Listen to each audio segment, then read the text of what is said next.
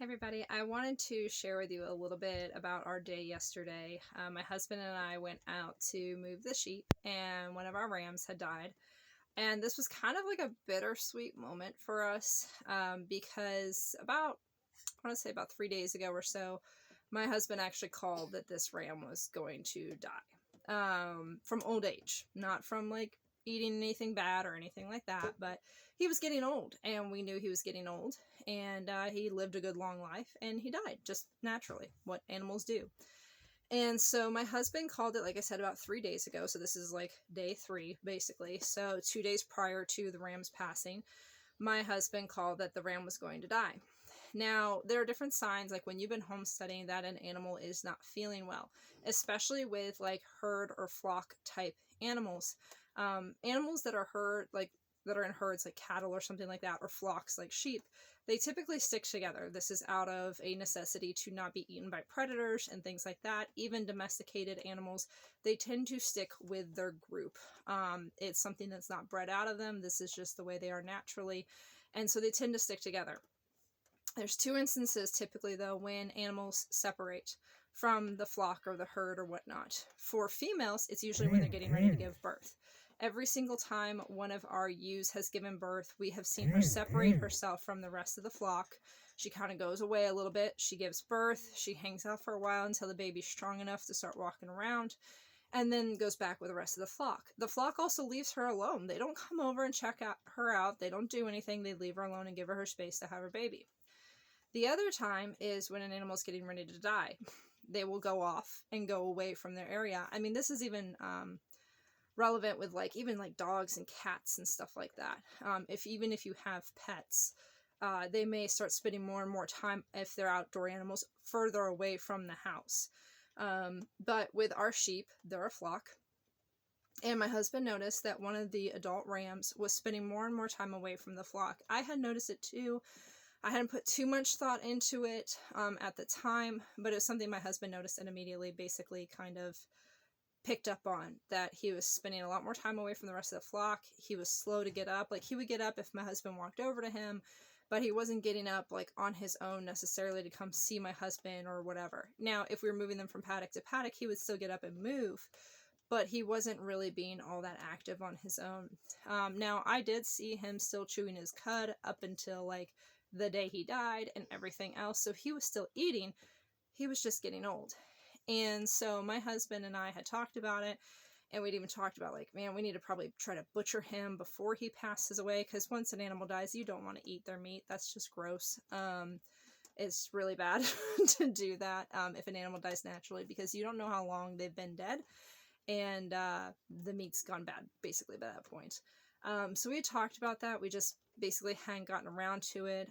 Plus, with him being so old, the likelihood that he had a lot of meat on his bones was probably very slim. Like, obviously he was still had meat on his bones, but usually when animals get older, even pets, like with dogs and cats and stuff like that, they stop eating as much, they get skinnier and everything else. Now, our sheep are wool sheep, so it's kind of deceptive on how slender or skinny they may be getting from, not eating. But it is what it is. So basically yesterday, my husband and I came out, and we saw that Alex, our ram, had died. He was probably about 6 years old, and he's a Florida Cracker sheep. And Florida Crackers usually live max 8 years. Now, we have had some live way longer than that, like, gosh, maybe about 14 years. There's this one that we had. She literally lived about 14 years old. And then we have some right now that are 7, 8-ish years old and still going along just fine. So it really just kind of depends on the sheep. But he lived a good long 6 years, maybe even close to 7. But he lived a good life. He was one of our top rams, him and Melman. They were born the same year together. And like I said, Melman's actually still fantastic. Like, he's still big, beefy, big, beefy ram making babies. But Alex had he reached the end of his life. He was still a big ram, but he was smaller than Melman. But he's still one of our top rams. Him and Melman were the top two. Like I said, they were born the same year. So basically what happened is my husband and I You know, we talked about different ways of disposing of his body. Basically, we live in an area that's got a lot of rocks in the soil, so burying him would be incredibly difficult. We are actually probably going to turn him into black soldier fly food. Black soldier flies you can feed to your ducks, your chickens. They're really good, and that's a whole nother video right there. They're really great food for livestock as well, black soldier flies. So that's something that we've talked about, and I believe that's what we're going to do with him. Now, basically what we're doing is we're turning an animal that has died that we have no personal use of anymore and turning it into food for our other animals. You know, circle of life kind of thing. Basically what would happen normally in nature. Now, with this being said, the reason this is kind of bittersweet is because it's never fun losing an animal. We've lost sheep before from old age. We've also lost sheep that, you know, lambs that just were not tough enough to survive. That died. It's part of being in homesteading, farming, animal husbandry, whatever you want to call it. Animals die. And so that sucks. But at the same time, it was a really cool moment for us because Alex is the first sheep we have had that has lived from lamb, like born to us, like in our flock, born to us, that has died from old age. It's the first one we've ever had. We've been farming since 2014. And when we got the sheep, a lot of them, they weren't taken care of very well when we bought them, and we knew that. And there was quite a few of them that actually died almost right away, and because of just horrible parasites and everything like that. And then the rest we've been having to nurse like back to health and this and the other thing. It's been a process of getting this flock to where they are now from when we first got them. And so this was kind of a cool moment for us in the sense that we had been able to take care of a sheep from birth all the way through its entire life and give it a good life. He was grass fed his entire life. He got to eat grass all the time. You know, and then like he got to roam around and from paddock to paddock, and gosh, I think he probably lived on 4 different properties. So, and he's been moved across country. Like, you know, he's lived in Florida, he's lived in Oklahoma, he's been grass-fed and, you know, pasture-raised the entire time. He's been able to make lots of babies and offspring and everything like that. So his lineage, actually, I think what's going to become the number 2 ram, I believe, is his sire or whatever it is. I don't know the words. But his son, basically, his son is going to be the number 2 ram now, Poncho. And so we'll have Melman and Poncho as our 1 and 2 rams. But that's the thing, we still have his bloodline within our sheep and everything like that. There's ewes that he is the father of and everything else as well too. So it was a cool moment for us because we were really happy that we were able to give the sheep a really good life. And we never had to worm him, never had to trim hooves, never had to do anything. Like, he was just well taken care of and lived a good life.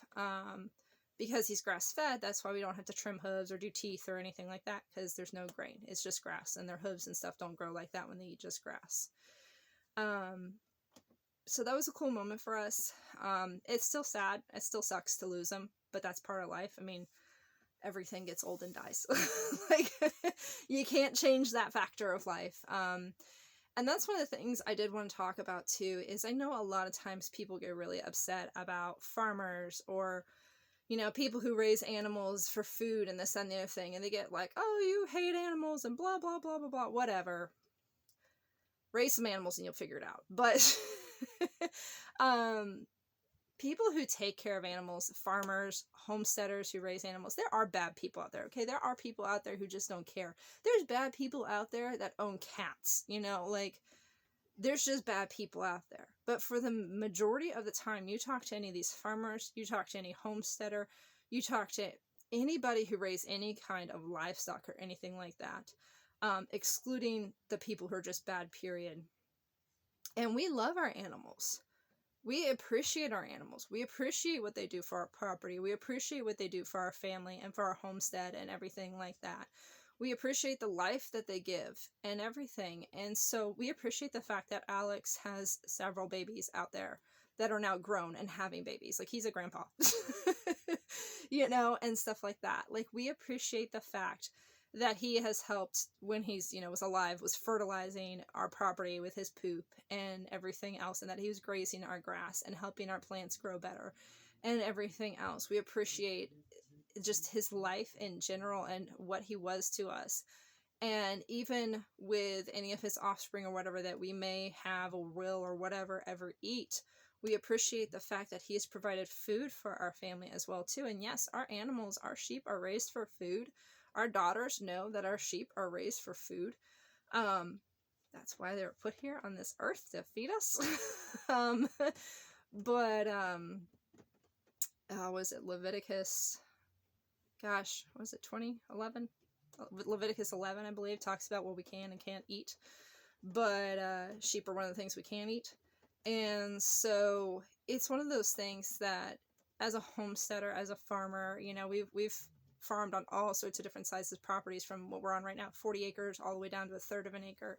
We've appreciated our animals every single time and always try to give them the best life possible for whatever kind of animal they were, and to treat them the best and to give them the best food and everything else. And it's one of those things that people get so up in arms about, people raising animals for food, thinking that we hate them. We don't. We actually probably know way more about those animals. I probably know way more about sheep than any person who would dislike me for raising sheep to eat them. And it's okay. You know, everybody's got their own opinion, but it's definitely one of those things that farmers aren't out there to be these mean, horrible people. They're providing food, and that's what animals are here for, and that's what God put them on this earth for. So to take that away from God's creation, I think is wrong to say that we shouldn't be eating these animals when God created these animals for us to eat and to sustain us.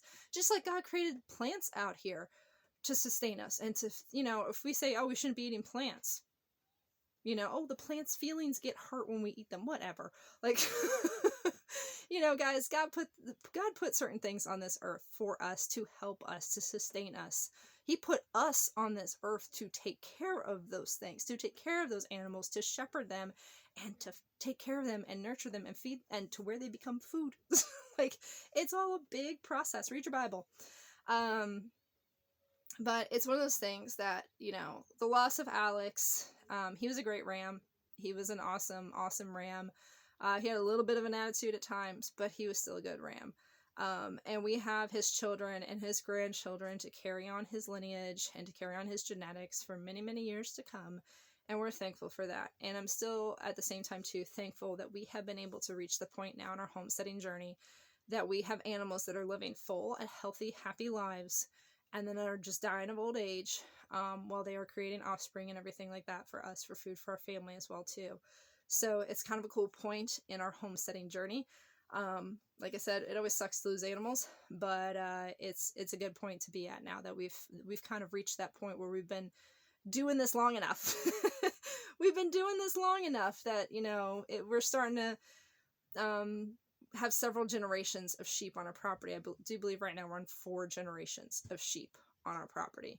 And that's an exciting point for us. So if you guys do have any questions about homesteading or raising sheep or anything like that, feel free to drop them in the comments below. I'll be happy to answer them. And as always, please remember to like and subscribe. Hope you all have a great day. Bye.